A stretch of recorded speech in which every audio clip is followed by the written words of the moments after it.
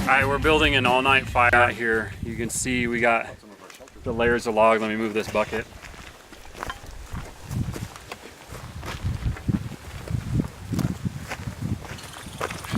So you can see the separate layers. You know, we got one going this way and then turn the logs in a different 90-degree angle, and then another layer across.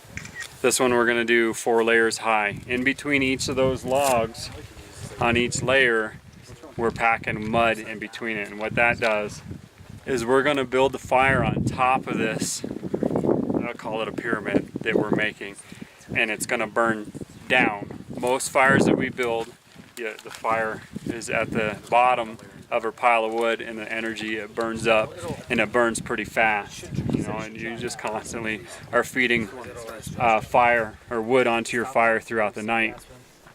So what this will do is you're going to get a low fire that burns. You're going to start a typical teepee fire on the top, and it's going to burn that first layer, and the mud keeps those embers from falling down to the bottom. So it's going to burn. It's going to burn this layer completely through. The mud's going to stop it, the embers from coming down, and then it's going to burn the next layer. And it's going to take several hours to get through those logs, and then it's going to the next layer, into the next layer. Last one I built burnt for 18 hours, and then I could get a fire in my primary fire that's in the back here. You know, I kicked up a fire first thing in the morning.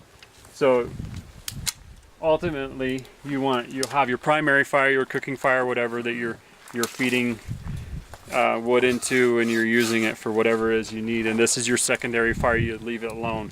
And if you need to go hunting or build traps or build a shelter or whatever it is you need to do, your secondary fire, your all-night fire, will burn, and you can leave it untouched for several hours at a time, whereas your standard fire will burn up pretty quick, maybe 30 minutes, an hour. You might be able to get a coal from it several hours later, but if you do this one right, you're guaranteed, should never say guaranteed survival situation, but you're almost guaranteed to have this fire, 18, 12, 16 hours later, whatever. But these guys have already cut the wood. They're probably about 2.5 feet long and just stacked up. But, so we're going to finish this up, and we'll build a fire on top of it, and I'll let you see what it looks like.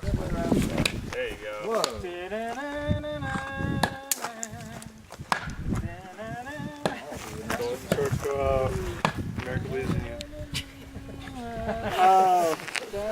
One cotton ball.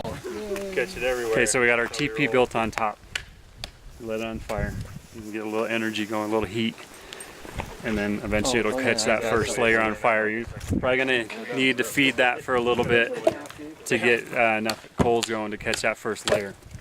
But that's how you do it. We'll let it run here for a little bit, see what happens.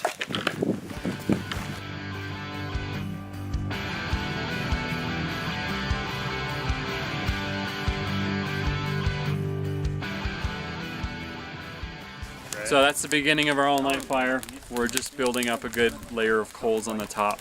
It's 6:30 p.m. right now. Yeah, we're going to see how long this guy burns.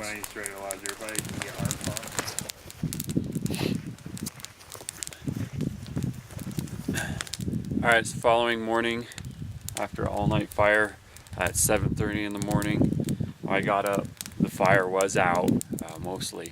I was able to get a coal from that fire and generate another fire on top and get a fire started. So technically we're successful, not 100% successful because it should have kept burning.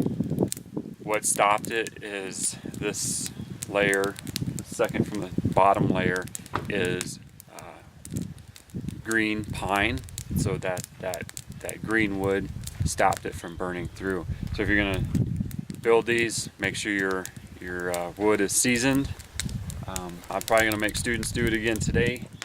I use all dry wood and see how far we can get.